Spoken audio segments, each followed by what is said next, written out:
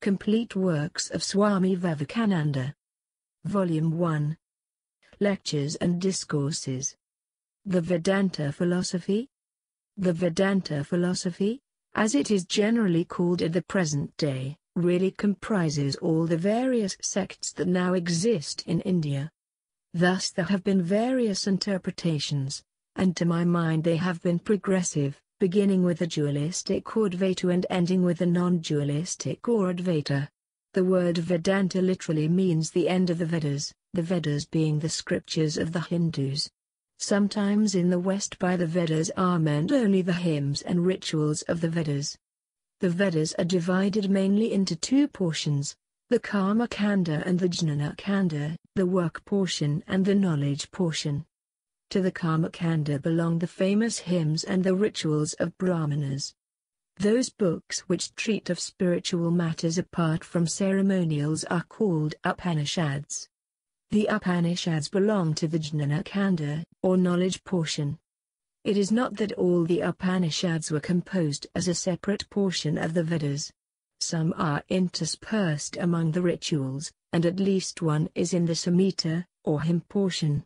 Sometimes the term Upanishad is applied to books which are not included in the Vedas, example the Gita, but as a rule it is applied to the philosophical treatises scattered through the Vedas. These treatises have been collected, and are called the Vedanta. But at the present time these parts have almost gone out of use, and usually by the word Vedas in India, the Vedanta is meant. All our commentators, when they want to quote a passage from the scriptures, as a rule, quote from the Vedanta, which has another technical name with the commentators, the Shrutis. The term Shruti, meaning that which is heard, though including the whole of the Vedic literature, is chiefly applied by the commentators to the Upanishads. Now, all the books known by the name of the Vedanta were not entirely written after the ritualistic portions of the Vedas. For instance, one of them, the Isha Upanishad, forms the 40th chapter of the Yajur Veda, that being one of the oldest parts of the Vedas. There are other Upanishads. The Upanishads are said to be 108 in number. Their dates cannot be fixed with certainty, only it is certain that they are older than the Buddhistic movement.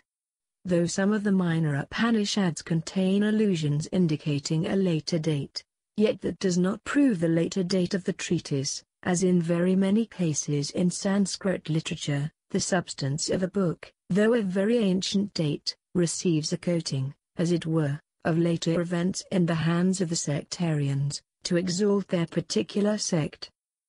Upanishads which form portions of the Brahmanas or ritualistic writings, and the rest of the Upanishads are independent, not comprised in any of the Brahmanas or other parts of the Vedas, but there is no reason to suppose that they were entirely independent of other parts, for, as we well know, many of these have been lost entirely and many of the Brahmanas have become extinct. So it is quite possible that the independent Upanishads belong to some Brahmanas, which in course of time fell into disuse, while the Upanishads remained. These Upanishads are also called forest books or Aranyakas. The Vedanta, then, practically forms the scriptures of the Hindus, and all systems of philosophy that are orthodox have to take it as their foundation. Even the Buddhists and Jains, when it suits their purpose, will quote a passage from the Vedanta as authority. All schools of philosophy in India, although they claim to have been based upon the Vedas, took different names for their systems. The last one, the system of Vyasa, took its stand upon the doctrines of the Vedas more than the previous systems did, and made an attempt to harmonize the preceding philosophies, such as the Sankhya and the Nyaya, with the doctrines of the Vedanta. So it is especially called the Vedanta philosophy, and the sutras or aphorisms of Vyasa are, in modern India, the basis of the Vedanta philosophy. Again, these sutras of Vyasa have been variously explained by different commentators. In general there are three sorts of commentators in India now. The commentaries are of various sorts such as the Bhashya, Tika, Tipani, Churni, etc., of which all except the Bhashya are explanations of the text or difficult words in the text. The Bhashya is not properly a commentary, but the elucidation of a system of philosophy out of texts, the object being not to explain the words, but to bring out a philosophy. So the writer of the Bhashya expands his own system, taking texts as authorities for his system. There have been various commentaries on the Vedanta. Its doctrines found their final expression in the philosophical aphorisms of Vyasa. This treatise, called the Uttara Mimamsa, is the standard authority of Vedantism, nay, is the most authoritative exposition of the Hindu scriptures. The most antagonistic sects have been compelled, as it were, to take up the texts of Vyasa, and harmonize them with their own philosophy. Even in very ancient times the commentators on the Vedanta philosophy formed themselves into the three celebrated Hindu sects of dualists, qualified non-dualists, and non-dualists. The ancient commentaries are perhaps lost, but they have been revived in modern times by the post-Buddhistic commentators, Shankara, Ramanua, and Madhva. Shankara revived the non-dualistic form, Ramanua, the qualified non-dualistic form of the ancient commentator Bodhayana, and Madhva, the dualistic form. In India the sects differ mainly in their philosophy. The difference in rituals is slight, the basis of their philosophy and religion being the same. From their interpretations have arisen three systems of philosophy and sects. One is the dualistic, or Dvaita, a second is the qualified non-dualistic, or Vishishtadvaita, and a third is the non-dualistic, or Advaita. Of these the dualistic and the qualified non-dualistic include the largest number of the Indian people. The non-dualists are comparatively few in number. Now I will try to lay before you the ideas that are contained in all these three sects, but before going on, I will make one remark, that these different Vedanta systems have one common psychology, and that is, the psychology of the Sankhya system. The Sankhya psychology is very much like the psychologies of the Nyaya and Vishaka systems, differing only in minor particulars. All the Vedantists agree on 3 points. They believe in God, in the Vedas as revealed, and in cycles. We have already considered the Vedas. The belief about cycles is as follows: all matter throughout the universe is the outcome of one primal matter called Akasha, and all force, whether gravitation, attraction or repulsion, or life, is the outcome of one primal force called prana. Prana acting on Akasha is creating or projecting the universe.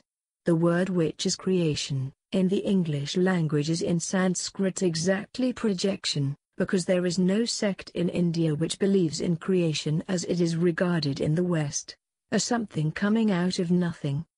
What we mean by creation is projection of that which already existed. The word which is creation, in the English language is in Sanskrit exactly projection, because there is no sect in India which believes in creation as it is regarded in the West, as something coming out of nothing. What we mean by creation is projection of that which already existed. At the beginning of a cycle, Akasha is motionless, unmanifested. Then prana begins to act, more and more, creating grosser and grosser forms out of Akasha, plants, animals, men, stars, and so on. After an incalculable time this evolution ceases and involution begins, everything being resolved back through finer and finer forms into the original Akasha and prana, when a new cycle follows. Now there is something beyond Akasha and prana. Both can be resolved into a third thing called Mahat, the cosmic mind. This cosmic mind does not create Akasha and prana, but changes itself into them. We will now take up the beliefs about mind, soul, and God. According to the universally accepted Sankhya psychology, in perception, in the case of vision, for instance, there are, first of all, the instruments of vision, the eyes.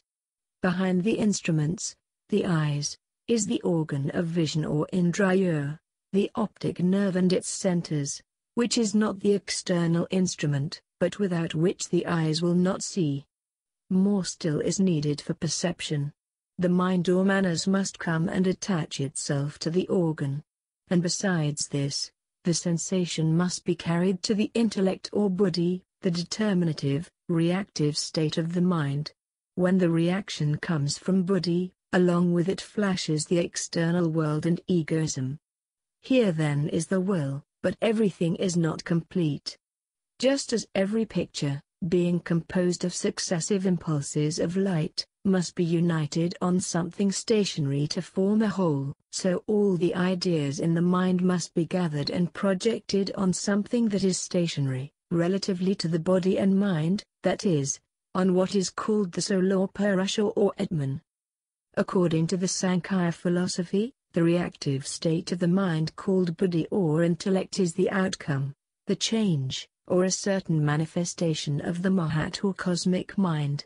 The Mahat becomes changed into vibrating thought, and that becomes in one part changed into the organs, and in the other part into the fine particles of matter.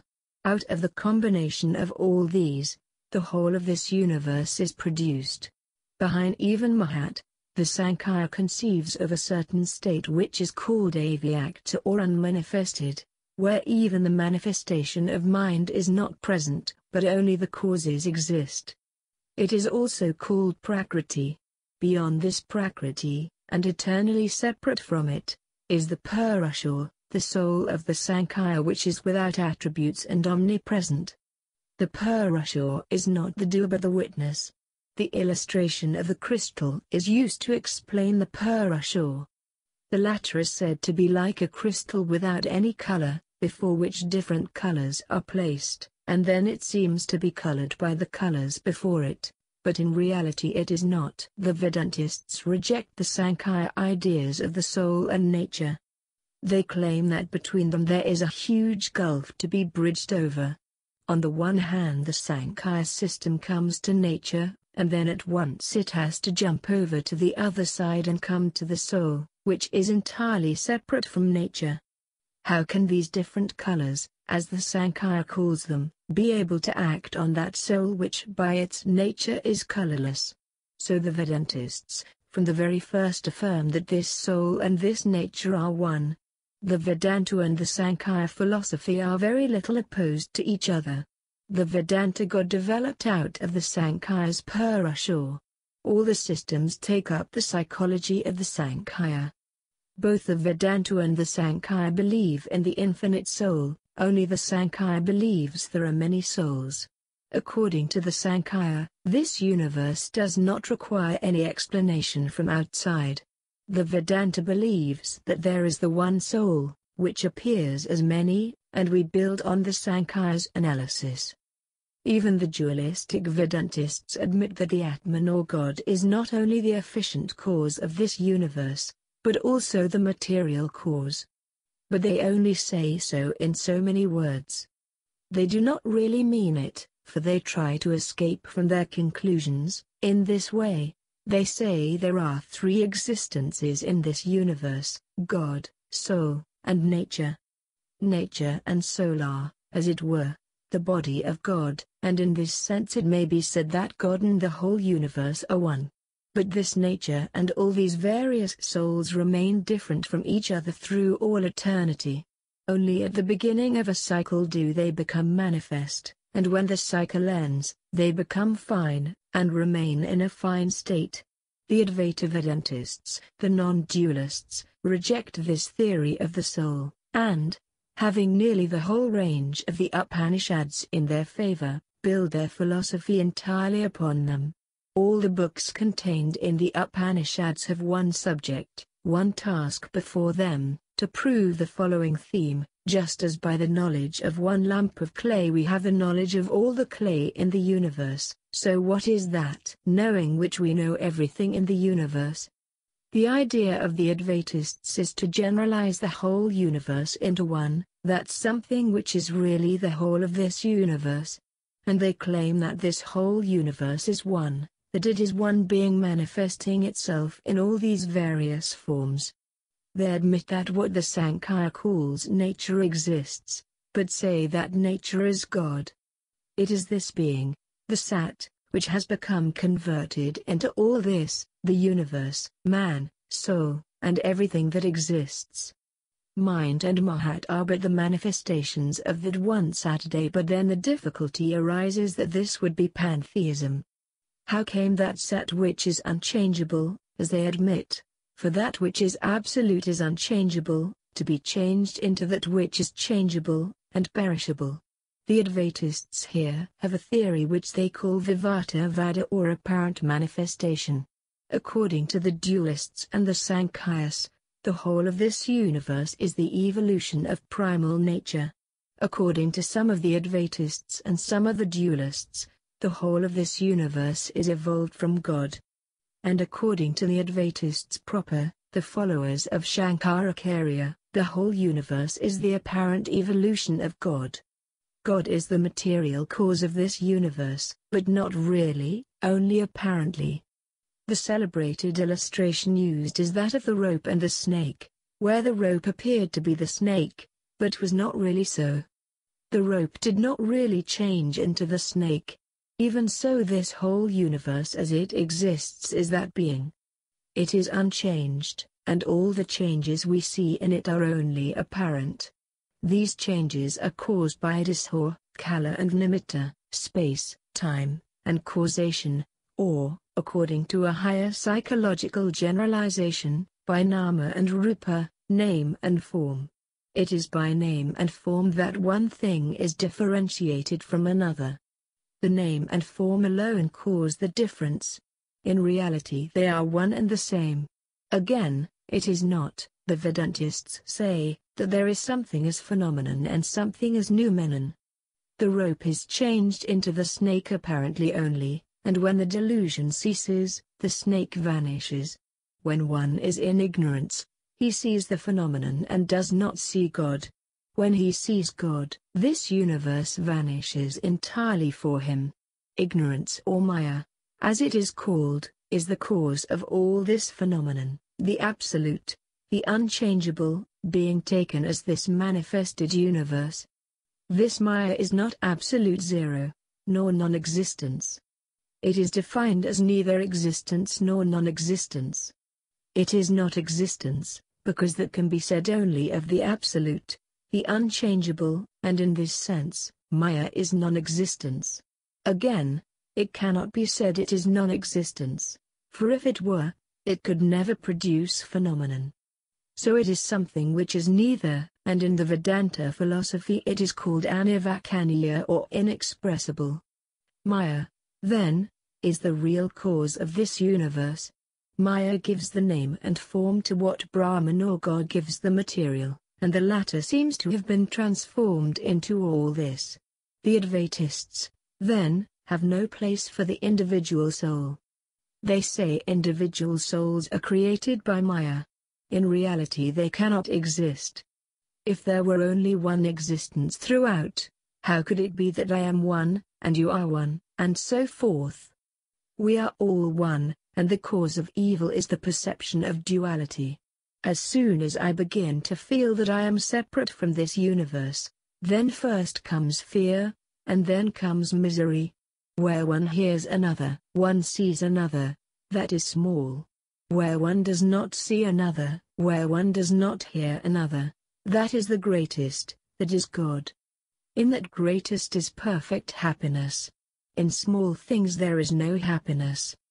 According to the Advaita philosophy, then, this differentiation of matter, these phenomena, are, as it were, for a time, hiding the real nature of man, but the latter really has not been changed at all.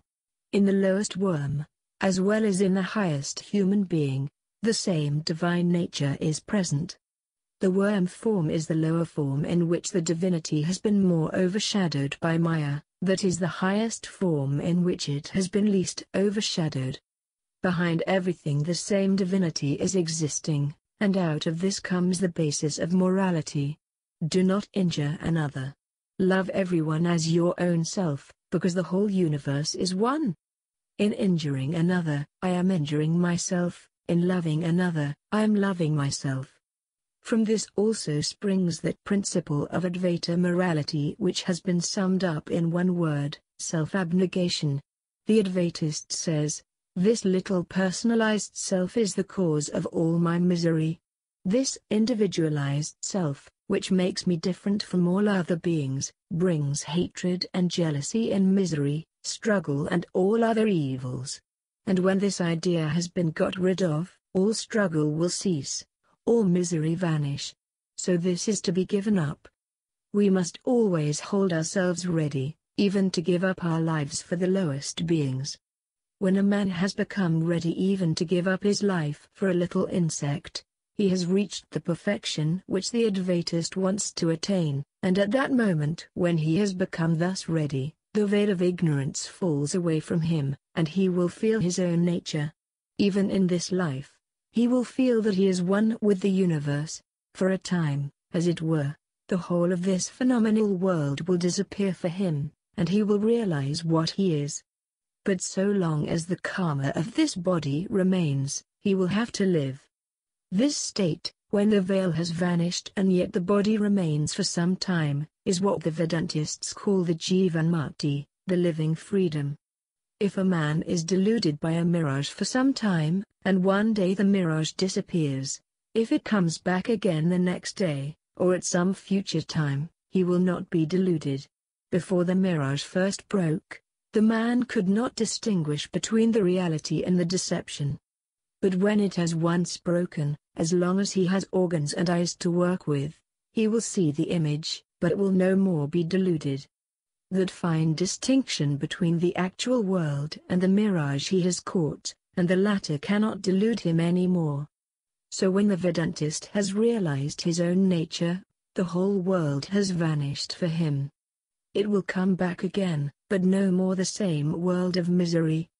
The prison of misery has become changed into Sat, Chit, Ananda, Existence Absolute, Knowledge Absolute, Bliss Absolute, and the attainment of this is the goal of the Advaita Philosophy. The above address was delivered before the Graduate Philosophical Society of Harvard University, on March 25, 1896.